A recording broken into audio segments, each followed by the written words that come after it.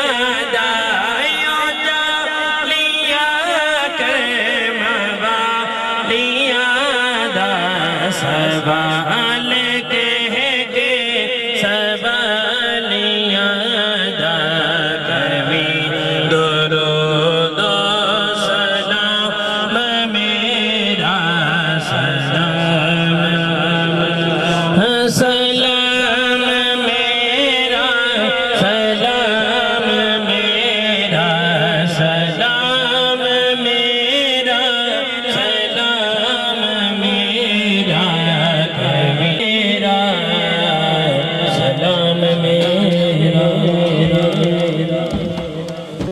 علیہ وآلہ وسلم صلاة و سلام علیکہ یا سیدی یا رسول اللہ اللہم ربنا آتنا فی الدنیا حسنہ۔ یا الہی یا مالک مولا اس محفل پاک کو، ذکر اذکار کو، اہتمام و انتظام کو، جملہ کلام کو تیری پاک بارگاہ میں پیش کرتے ہیں، قبول فرما۔ اس پر کے رحمت سے جزا بتا ہو حضور نبی پاک صاحب الاولاق صلی اللہ تعالی علیہ وآلہ وبارک وسلم کی خدمت اقدس میں نظر کرتے ہیں، قبول فرما۔ کریم آقا صلی اللہ تعالی علیہ وآلہ وسلم کے توسل سے تمام انبیاء کرام و رسول عظام سرکار علیہ السلام کے والدین کریم طاہر ازواج مطہرات کی پاک بارگاہ میں پیش کرتے ہیں، قبول فرما۔ تمام بزرگان دین کے ارواح کو پیش کرتے ہیں، قبول فرما۔ بالخصوص سید الاولیاء سرکار سیدنا غوث اعظم رضی اللہ تعالیٰ عنہ کی خدمت، یہ مہینہ سرکار سیدنا صدیق اکبر رضی اللہ تعالیٰ عنہ کے عرس پاک ہے، آپ کی خدمت میں پیش کرتے ہیں، قبول فرما۔ ان مقدس ہستیوں کے وسیلہ جلیلہ سے نبی پاک علیہ السلام کی امت کے جتنے مومنین مومنات مسلمین مسلمات اس دنیا فانی سے کوچ کر گئے تمام کے ارواح کو اس کا ثواب پیش کرتے ہیں، قبول فرما۔ بالخصوص میرے مولا عمران بھائی اور ہمارے بھائیوں نے مل کر بالخصوص اپنی والدہ مرحومہ کے سال ثواب کے لیے اہتمام کیا، ان کی روح کو اس کا ثواب پیش کرتے ہیں، قبول فرما۔ ان کی قبر کو جنت کے باغات میں سے باغ بنا، ان کی قبر کو تاحت نظر وسیع اور عزت فرما، شفاعت مصطفیٰ سے باہر فرما، ان سے جو خطائیں سرزد ہوئی انہیں معاف فرما، وہ جو نیک اعمال کرتی رہیں انہیں اور ہماری دعاؤں کو اپنے کرم سے قبول فرما کر ان کے لیے ذریعہ نجات بنا۔ اہل خانہ کے جتنے عزیز و قریبا دوست احباب رشتہ دار اس دنیا فانی سے کوچ کر گئے تمام کے ارواح کو اس کا ثواب پیش کرتے ہیں، قبول فرما۔ ہم حاضرین کے جتنے عزیز و قریبا دوست احباب رشتہ دار اس دنیا فانی سے کوچ کر گئے تمام کے ارواح کو اس کا ثواب پیش کرتے ہیں، قبول فرما۔ بالخصوص جن کے والدین یا دونوں میں سے کوئی ایک اس دنیا فانی سے کوچ کر گئے ان کی مغفرت فرما، ان کے قبور پر برکت و رحمت کا نزول فرما۔ ہم سب کا یہاں پر جمع ہونا ذکر اذکار میں شامل ہونا اپنی پاک بارگاہ میں قبول فرما کر ہم سب کے لیے ذریعہ نجات بنا۔ اہل خانہ کے اس اہتمام و انتظام کو قبول فرما کر ان کے گھر میں کاروبار میں رزق حلال میں وسعتیں برکتیں عطا فرما۔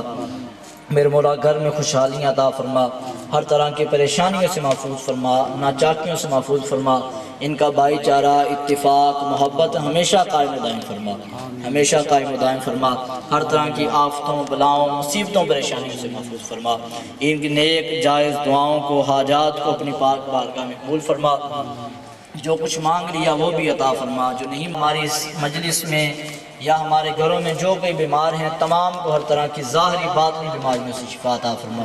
بالخصوص میرے مولا ہم سب کو گناہوں کی بیماری سے محفوظ فرما، نیک اعمال کی توفیق عطا فرما۔ کہتے رہتے ہیں دعا کے واسطے بندے تیرے، کر دے پوری آرزو ہر بے کس مجبور کی۔ یا الہی ہمارے والدین کی، ہمارے اساتذہ کی، ہمارے مشایخ کرام کی، سرکار علیہ السلام کی پوری امت مسلمہ کی بخشش و مغفرت فرما۔ جب دم واپسی ہو یا اللہ نگاہوں کے سامنے ہو جلوہ رسول اللہ اور ہم سب کے لبوں پر جاری ہو لا الہ الا اللہ محمد رسول اللہ صلی اللہ علیہ وسلم۔